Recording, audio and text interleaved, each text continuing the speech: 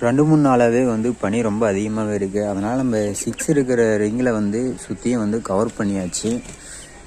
இப்போ வந்து கொஞ்சம் வெயில் ஸ்டார்ட் ஆகிறதுனால நம்ம வந்து இதை ரிமூவ் பண்ணிக்கலாம்.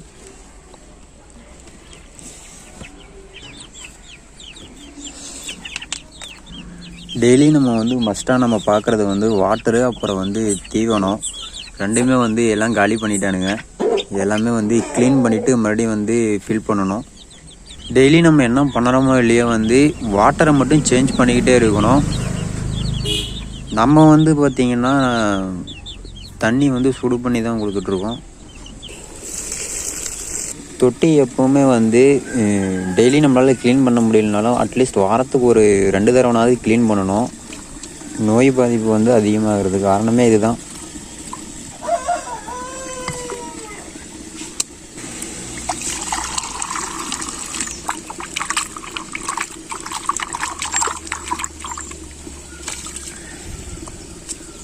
இங்கே பாருங்கள், நம்ம மயில் வந்து மண்குழியில் போட்டுட்ருக்கான். சரி, அது ஒரு பக்கம் இருக்கட்டும். எப்போ நான் கோழி வந்து தண்ணி வச்சாலும் அதில் வந்து மஞ்சள் வந்து கலக்கிறது அவசியம்.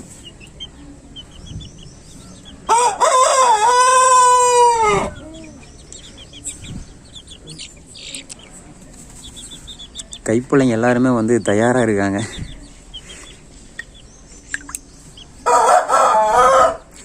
கலந்தாச்சு. நம்ம கோழிங்களுக்கு அடுத்து நம்ம இற வைக்க போகிறோம். 6ங்களுக்கு நம்ம எப்பவுமே ரொட்டீனாக வைக்கிறது வந்து கம்பு மட்டும் மிஸ் பண்ணிவிட மாட்டோம். அடுத்து கோழி தீவனம் அதில் கொஞ்சம் மிக்ஸ் பண்ணிடுவோம். அடுத்து கோழி தீவனம்,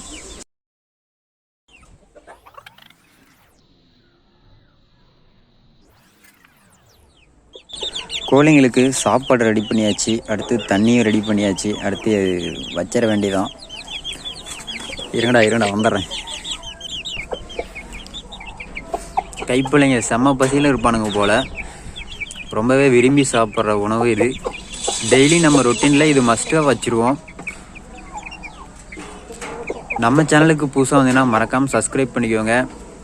இன்ஸ்டா பேஜை ஃபாலோ பண்ணிக்கோங்க. மாறாத அன்பு வச்ச மகராசி, தேங்க்யூ ஃப்ரான்ஸ். மறையாத எண்ணம் வச்ச மீனாட்சி, ஊரோடும் பேரோடும் உறவாடும் ஒரு காட்சி, மனசும் மனசும் நினைய ஒரு நாள் திருநாள்.